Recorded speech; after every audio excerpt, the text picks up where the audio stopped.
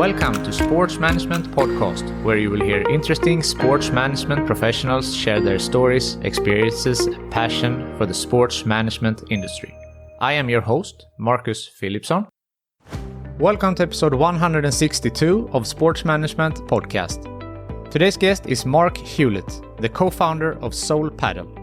Mark has a background from food retail and has worked for Lidl in the UK for many years.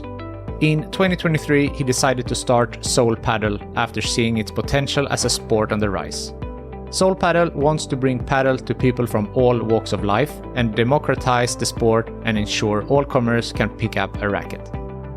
We spoke about democratizing padel, the importance of proper coach education, padel as an Olympic sport, Soul Padel's partnership with Decathlon, the biggest challenge in growing padel in the UK, being recruited by the government to help during COVID, and much more. Mark Hewlett, welcome to the Sports Management Podcast. Thank you, and thanks a lot for having me. It's a pleasure to be here. It's a pleasure to have you on the show. You are the founder and CEO of Soul Padel. So can you tell us a little bit about this company? Yeah, absolutely. We're a relatively new company. We were founded in the back end of 2023. And the vision for Soul Padel is to welcome everybody to the court. And we have three values which are very close to everything that we do. They are meet, play, and connect, because we believe padel has a wonderful opportunity in the UK to become a mass participation sport. To do that, though, it's got to be more accessible. So the purpose for our clubs are to be community embedded very much in the heart of the communities in which we operate. And what we're looking to do is to scale that model to as many places as we can and as many parts of the UK as we can. So obviously I'm in Sweden, and padel here boomed very heavily during COVID and now has declined. It was too rapid of a growth, you could argue. Yeah. So now when you see it from a UK standpoint, how do you see the growth of padel in UK? Look, there's lots of hype around padel. It's the new kid on the block. It's a fast-growing sport, and it's attracting a lot of interest. But there are fundamental market dynamics that will dictate how fast it can grow. Space requirements, planning restrictions, construction costs, coaching availability, general public awareness of what padel is and the benefits over other sports. The UK is still very much at a foundational stage, in my view. It will grow. It will see sustained growth, I do believe. And it may not experience the same boom and bust scenario that happened in Sweden. And it may not grow as quickly as it did in Sweden, but it will continue to grow because fundamentally it is a sport that everybody can play.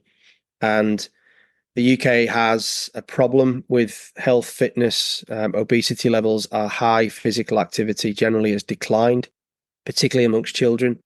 And sport needs to become more affordable, more importantly, and more accessible. So if padel can play that role, it's got a really good chance of being a really strongly growing and successful sport in the UK. I agree. And you mentioned before to connect was one of the words. And I feel like padel has taken over from golf a little bit when it comes to that type of connectivity, with the difference of what you mentioned, that it's easier. There's a smaller barrier to entry. It's easier to pick up a padel racket than to learn how to play golf, and also arguably more affordable padel versus golf. Yeah, I mean, it's hard to compare those two sports, but I can see why those analogies have been drawn. If you look at sport generally, if you take the England football team, for instance, most of the players on that team came from what we would call lower socioeconomic or disadvantaged backgrounds. The reason kids can get into football is because it's easy. You need a football and somewhere to kick a ball around. Other sports, I think, have started to see participation decline because they're technically quite difficult to learn, so therefore it's expensive to be coached. The equipment you need cannot be hired often, and or needs to be bought, and that's expensive. And then you've got this very British kind of hierarchical system that goes on in existing clubs where members only, if you're not from a certain background, you can't join, you have to be recommended into the club. If you've put all that to one side, padel has got an awful lot going for it. It's a sport that anybody can play. It's not expensive. It shouldn't be anyway. But I think it's got the potential to have an image problem in the UK if it's not careful, where clubs are in affluent areas. Those people with time and money are able to play. How do we change that? And part of what we want to do going to market is to make sure our paddle clubs are in places where there are no barriers, there is no hierarchy, there is an acceptance and a warm and welcoming feeling when you come and play with Soul Padel. To do that, we've got to take a different strategy than some of the other operators that have come into the market, and I'm prepared to do that. I would say my background primarily is in retail, so I worked for Aldi and Lidl for a combined 15 years. We want to be the Aldi and Lidl of paddle. People love them. They associate with the brand because it's affordable, it's accessible, and it's seen as a cool place to be because you're being smart by going there. It's a real ambition of ours that we always are democratizing access to paddle. That's interesting. And you mentioned the image problem there, and you said you want to make it affordable, but it takes more, I guess, to change an image if it's seen as a rich person's sport. So what other actions are you taking except for making it more available and a bit cheaper? Yeah, I think you look at the types of people that you're looking to get into the sport, and if kids aren't involved, the sport's got no future. So 20,000 juniors playing a sport every week creates one world-class professional. If we've not got kids and we're not attracting kids to the sport, we'll just be the next squash, and paddle can't afford to do that.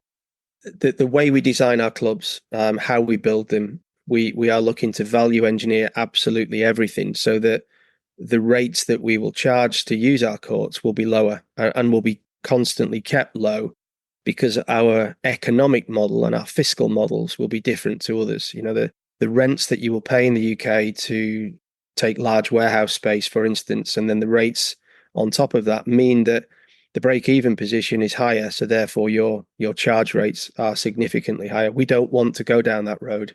There is plenty of land in the UK that is already zoned for sport, recreation, and development that isn't used at the moment. So thinking differently about where you put your club, how you build it, and then how you operate it will, I hope, and I think, make it constantly affordable and accessible. But if I go back to the brand perception of paddle, if all we see is people dressed in white playing at high-end London clubs with celebrities, then the sport's got an image problem because it's then seen as an aspirational sport that has barriers to entry, and therefore it detracts the everyday person from getting into the sport potentially. Now, I'm not suggesting that's the case across the entirety of the UK market, but there is a potential, if the sport is not carefully governed and managed, that we have a problem with our image. That's a good point. And of course, the grassroots is an important piece as well. And with that means that you need good coaches and maybe like these type of things as well. We have got a relationship at the moment with a Spanish academy called M3. They're based in Madrid. Their coaches are with us right now for 4 weeks. And the reason we've gone there is that we want to credibly stand behind our coaching program. To do that, though, at the moment in the UK, it's hard to find domestic coaches that are appropriately trained and have the experience. Our relationship with M3 will not just be bringing coaches in because that's expensive.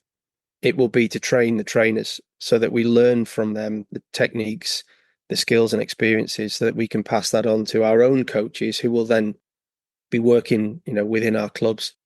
Coaching in the UK is a problem. And we've seen that already from the people who are using our club at Stockport, that there's an overwhelming desire to understand the game better, to understand match play, and to get better technically. But there is a real dearth of the right types of coaches to go to. But that makes sense, right? Since it's a new sport, it's difficult to have that type of knowledge in a new sport. Exactly. Yeah, it makes it difficult. But then it's great that you have that partnership with the Spanish club. Another partnership that you have that is really interesting is with the Decathlon. So can you speak a little bit about that partnership? Yeah, so I guess, from my retail background, I looked at the landscape in the UK as to where can clubs be profitable and be successful, and where is the space? And the UK probably is very similar across continental Europe. Every town has out-of-town retail malls. some of those over the last few years have been less successful. So space has become available, and we approached Decathlon about 6 months ago. We liked their vision. We understood their philosophy. I would personally had shopped there before. They have a very successful paddle brand in Europe that they weren't necessarily promoting as much in the UK. So we are looking to take permanent space at their clubs, but as part of a promotional campaign, we wanted to put temporary summer club next to their stores. And they were very receptive to that and understood the mutual benefits. But for them, it's more than just a financial uplift in the sale of rackets. It's how do we activate sport? How do we get people active? And to do that, visualizing a game when you arrive at a store like Decathlon, it's really kind of motivating. We have people just stood there watching our courts constantly and trying to understand what paddle is first and foremost.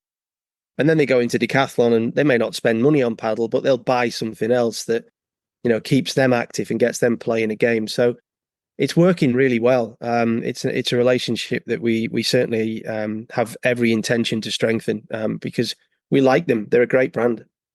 Yeah, and a well-known brand, of course, and a great initiative, as you said, maybe in a bigger scale as well, also in from a health perspective.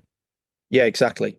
They've got a very clear vision to make as many people as possible active and playing sport. And they've done some really smart things recently with the Tour de France entering their own team. They sponsor the Olympics this year in Paris. And they're raising the awareness of what they do as an organization. It's not just about selling sporting equipment. So talking about Soul Padel, how do you see the future in UK and beyond? Yeah, look, the UK market for us is very exciting. We've got, let's say in round numbers, about 50 sites that we're working on at the moment, various stages of development from feasibility through to just about to submit for planning consent. We think there is strong growth. We have identified 4 very specific channels to market. The retail adjacency with Decathlon is one. We've got partnerships developing in the private leisure sector.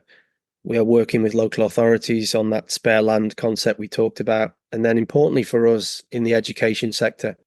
So we're embedding ourselves within university sport, higher education, and working with organizations that facilitate or better manage the facilities that exist within the education sector. And they're going through a tough time at the moment. There'll be changes in policy in the UK from a government perspective. So the more that the education sector can do to leverage its own assets and get the public more involved, the better it is for their commercial success. So we see those 4 channels to market as being the first phase of our development rollout. We're less interested in converting tennis courts to paddle courts.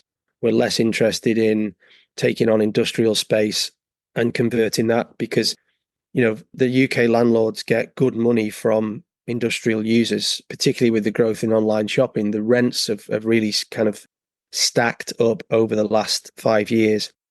And there's a break-even position that is very hard to achieve, I think, with some of the rents that I've been quoted. So we're pretty happy with where we are. We've got a very good board and we've got investment behind us to stimulate the growth that we aspire for. Beyond the UK, without getting too ambitious too soon, we've registered Soul Padel in Australia. I spent 8 years there. I'm an Australian citizen. So we've got a subsidiary organisation set up. We've appointed a director to do a market entry review and create a strategy for us. Australia is a very, very early market for paddle. I think there's only 37 courts or less than 50, let's say.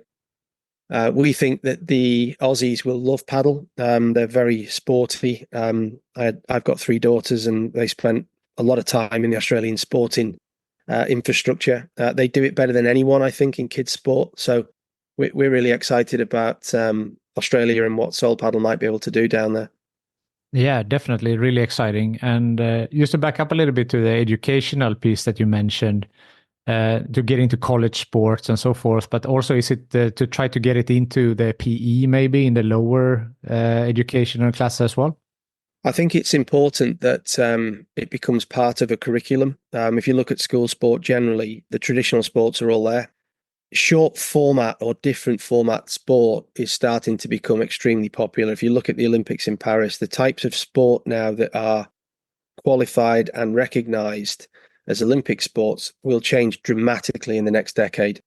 And if you look at the success of short format cricket, short format rugby, I think paddle has a really big role to play in bringing kids in because it's exciting, it's different, and it's, as I say, the barriers are lower. So if we can get kids playing paddle at school, there's a very strong chance then that you'll have them playing outside of school in leagues, at clubs, with their parents, and so on and so forth. So if it's not in education in the UK, I would find it difficult for the UK to support a professional circuit. I think it would be difficult for the UK to support an Olympic team over a long period of time. So that's a big part of what we want to do. And of course, the Olympics is a huge stage. And you mentioned there for paddle as an Olympic sport. So is that something that you think is on the horizon? It seems to be. I mean, what I read and what I understand is that the target is Brisbane in 2032, which would be good for me and Soul Padel if we're there by then. It may happen sooner. There's certain qualifications that it's got to achieve, and numbers of countries playing, numbers of regular participants globally. But if you look at the Olympic lineup this year in Paris, there's no reason why paddle can't make that. Maybe you're a step ahead here with the Soul Padel in Australia if they come in 32. Well, there are other people looking at the same markets we look at. People speak a lot about the US, obviously, and the growth over there and the potential that's ahead. I do believe it will be a big sport in the US. Australia is a country of 26 million people. More or less all of them are sporting fanatics. And paddle has a very strong chance of being part of that sporting ecosystem. So the paddle industry is huge, and the potential is even bigger. And I read the report from Deloitte and Playtomic that they said that the paddle ecosystem is expected to be worth $2 billion by 2026. So obviously there is interest. There is interest, and I read different figures from 5 billion to 2 billion. And I think the most recent Playtomic report came out a couple of weeks ago, and it estimates even more growth ahead. If you look at the number of courts that have been added every week, the number of clubs that come online every week, even in mature markets, the growth is still continuing. I mean, I think Spain has probably reached its plateau and maturity, but even there, clubs are getting redeveloped and enlarged, and the offer is improving. I think the potential for the different segments of growth in club operations, court supply, equipment, merchandise, sponsorship. If the Qatari Sports Investment Fund and Red Bull have taken on an international interest in paddle, then that tells you a lot about where the sport might be going and where the growth might be coming from. I think it's a fascinating market, and I feel very privileged to be involved in something like this because I see it as a once in a lifetime opportunity. How do you see competition with other sports? Do you feel like you are competing with tennis, squash, pickleball, or do you think that a tide rises all boats? I hope it's the latter. I don't see why racket sports should see each other as competition. Most of the people I speak with at our club play multiple racket sports, tennis, squash primarily. I'm noticing more people playing pickleball in the UK. I think that sport will continue to grow. That's very, very accessible. So it needn't be a competition. And I can see over time where clubs will have multiple options for people to play different sports, not necessarily just racket sports. I think there's a coexistence with other sports, whether it be a gym or Pilates or, something that's more traditional. Rugby clubs are building paddle courts, cricket clubs are building paddle courts. So I think there's this symbiosis of, if everybody is getting physically active, regardless of what they're playing, then it's got to be better for the nation. Paddle in particular needn't see itself as competition. It is a new sport. Tennis will look at paddle nervously, I think. But if paddle can help tennis, great, and vice versa. I hope so too. I really do. What would you say is the biggest challenge for growing paddle in the UK? Yeah, I think I've touched on a few of these. Space is at a premium on a very crowded island. There's 70 million people that live on the British Isles. There isn't a lot of space. So we have to be clever about how we use space, and we need to think very laterally and innovatively. The cost of operation in the UK is high. We are a high cost operation. When it comes to building materials, land is at the premium, wages are high. So we just need to be mindful about how we go about the economic and fiscal model that we build. So space, cost. The planning laws in the UK are bureaucratic, archaic, and are in desperate need of renewal. And my hope is with the new government, there'll be a serious review of the planning laws in the UK so that it would facilitate and stimulate development. We know we've got a problem with our nation's health. We know that we are more obese and less active than we were 20 years ago, but yet it's harder to build places for people to be fit and healthy than it ever used to be. So we have to change the system. The system has to recognize that.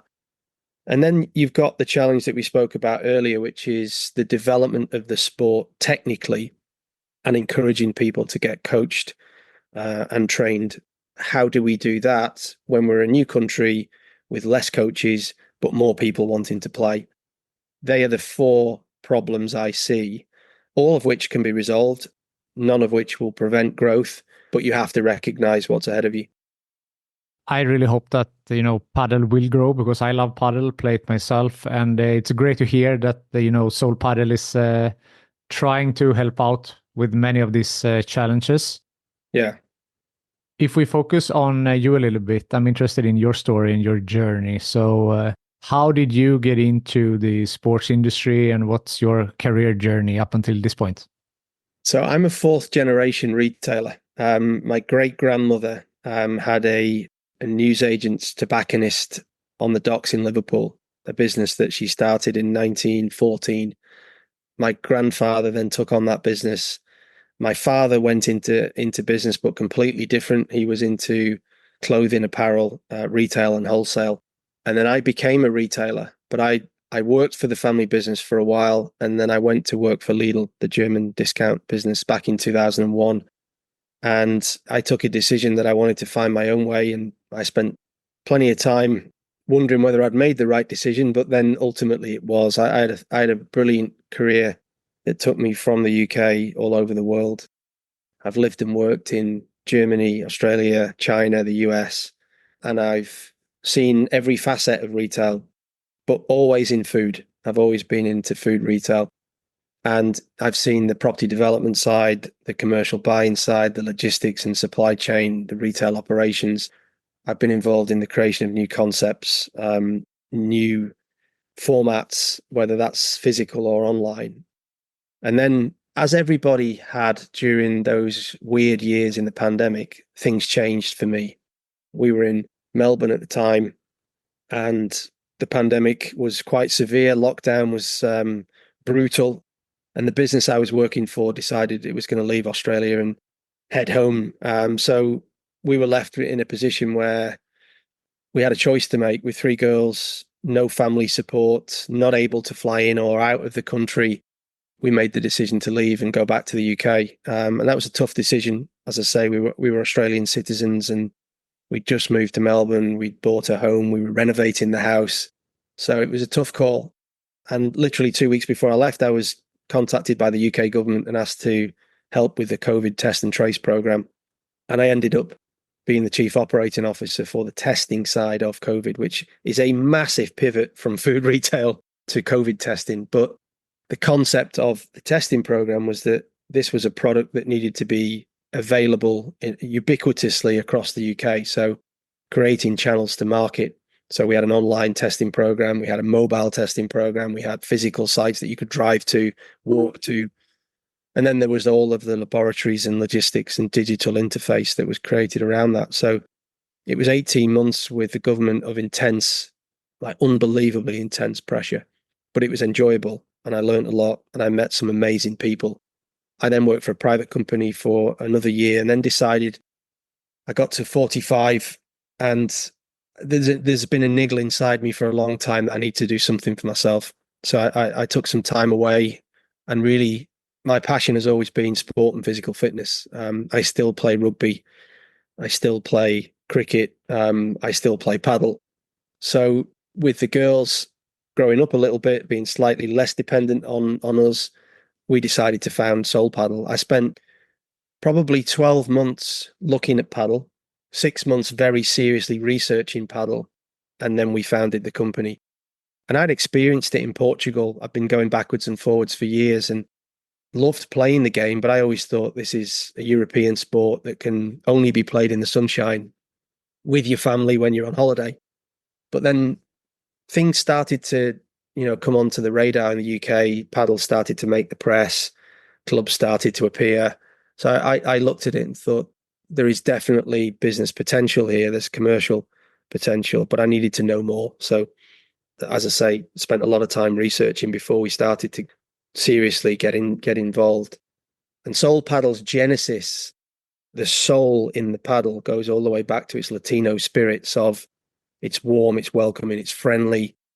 Everybody should be able to play. It's a communal club that we wanted to create. So the name really kind of took hold, and we all bought into that.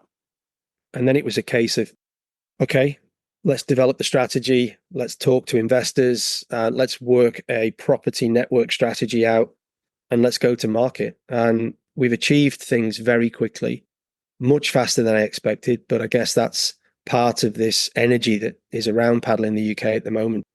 And sometimes we've got to pause and reflect and look backwards on what we've achieved and breathe a little before we go again, which is kind of where we are now, just about to take on our second round of investment with 6 sites just about to go through the planning process. We're at a really pivotal moment for Soul Padel, and we're all really proud of what we've achieved. We're still a very, very small team with a very large ambition, but it doesn't feel like work anymore. There's a different feeling to what I'm doing, which I've never had before, which I guess is a good thing. Yeah, that's what they say, right? That you have found something that you love to do. Then it doesn't feel like work. Exactly. Yeah. Yeah, it's good. It doesn't mean it's not stressful, but different stressful. Of course. So backing up a little bit to the COVID part, you said the government reached out to you. So why you? Why do you think that they chose you for this mission? It was a really weird conversation, and the guy who rang me was from a retail headhunter, which is normal. I spoke to headhunters all the time. And when he said, look, we'd like you to consider this role, I thought he was joking. I said, you've got the wrong guy. I'm not a scientist. I don't know anything about virology, epidemiology, or virology. So he said, look, no, we've got all those people.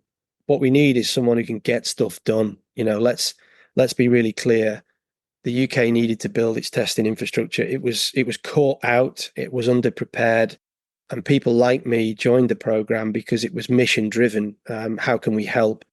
How can we bring the skills and experiences from different parts of the economy together to solve an enormous challenge? So it wasn't necessarily going to be solved from within. So the NHS was under pressure, it was under stress, and it needed to cope. So we as outsiders came in and helped with the challenge. So we brought things like operational development, real estate, construction, supply chain, all the things that were necessary.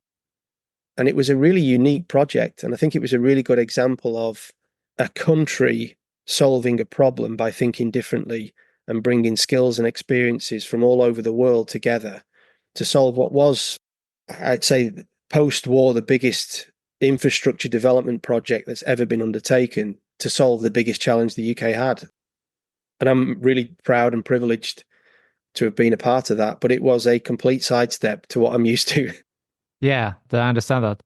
What are some learnings you think that you've taken from this that you can implement in Soul Paddle? I think rapid growth and rollout of infrastructure was something that was just desperately urgent. Now, we're not in that same position, but we took a very formulaic approach to our test site development. There was 4 concepts as I've described them. There was large drive-through centres, small local walk-up centres. We had mobile testing in vans or ambulances, and then we had an online channel that you could order tests and get them delivered to your home. And then there was a pickup and collection service. So being really kind of formulaic around that's the strategy, how do we roll that out? And understanding two things, channel to market and then format by channel, is very important for me now when we look at the paddle development that we've got ahead of us. Which are our channels to market and what format do we want by channel? The other thing that I learned is that you can always learn something from everybody, no matter where they're from. Now, I never would have thought I would interact with the Prime Minister of the UK or lords, dames, and the higher echelons of government, speaking with government ministers and then chief scientific officers and the person that runs the NHS in the UK. I learned an awful lot just from those interactions. And so I bring to Soul Padel an attitude that I don't need to talk to everybody inside paddle. I need to have people from outside of paddle helping me. So if I look at my board, I've got someone from the hedge fund financial sector. I've got someone from the leisure and gym sector.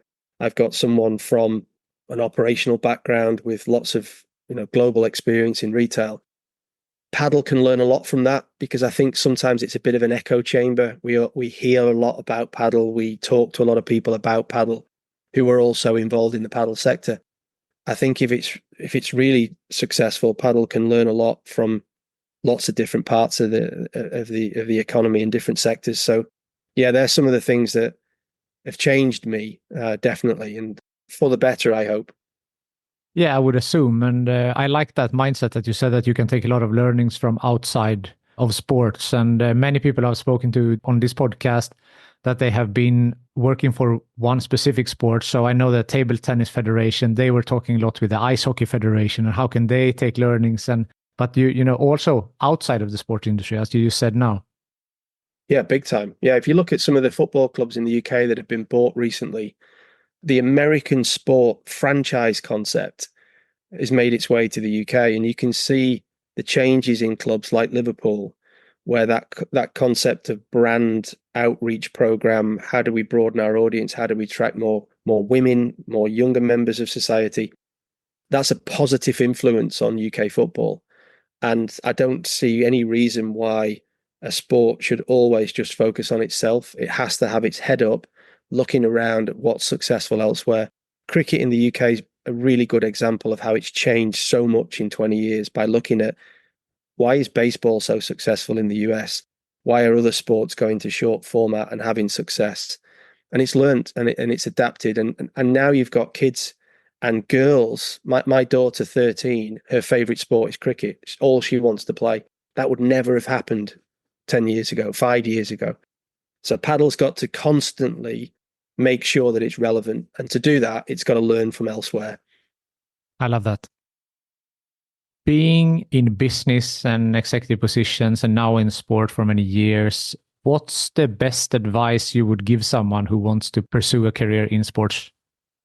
Do your homework and do your research, because it may be your passion and you might have played that sport forever, but can you be successful making money from the sport? And ultimately, if you want to get into sport for a business purpose, you have to make money. It's a number one rule of any business.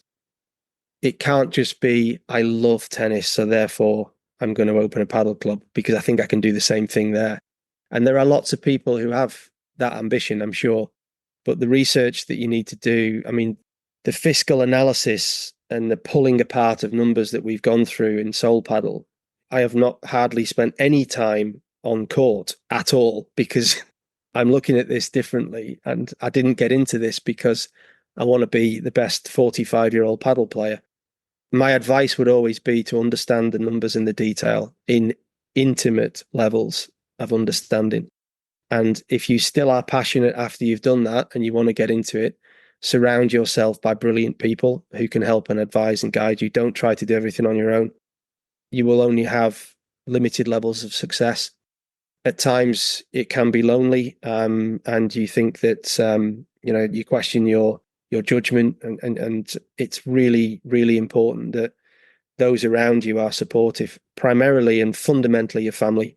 If your family is with you on the journey and is also passionate about what you're doing, you've got a fighting chance of being successful. More entrepreneurial advice, I interpreted this. Yeah, it is. I mean, look, everybody goes into business with a vision to be successful. No, everyone thinks they're going to build a successful organization.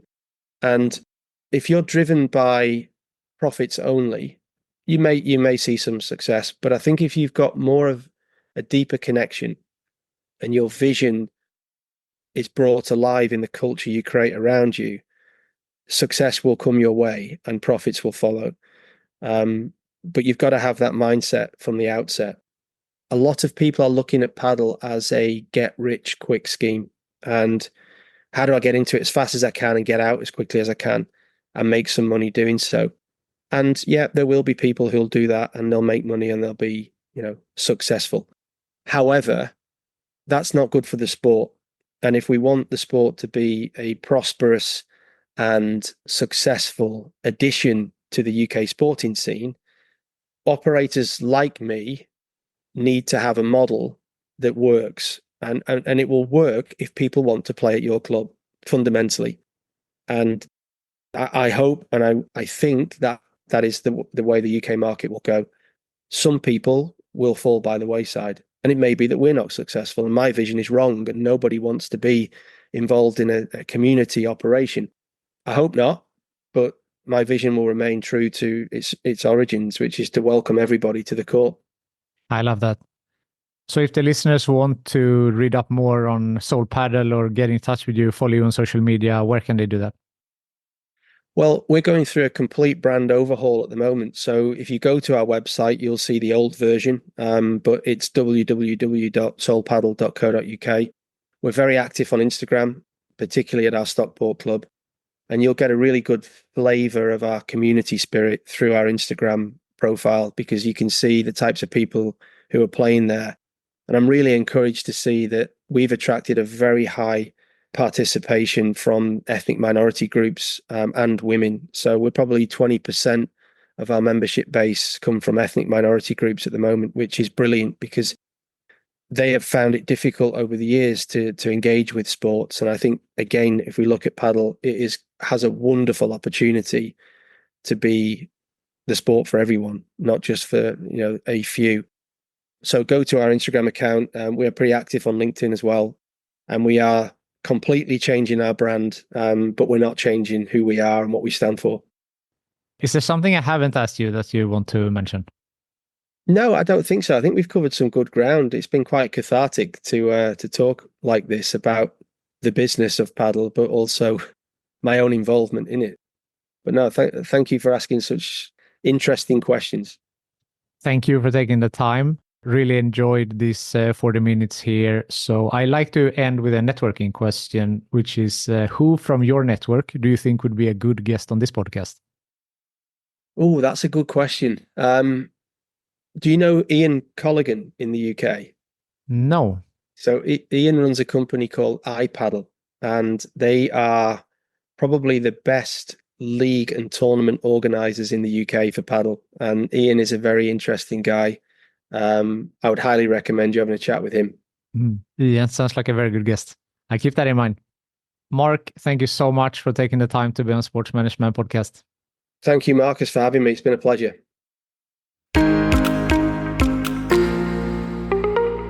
Thank you for listening to the Sports Management Podcast.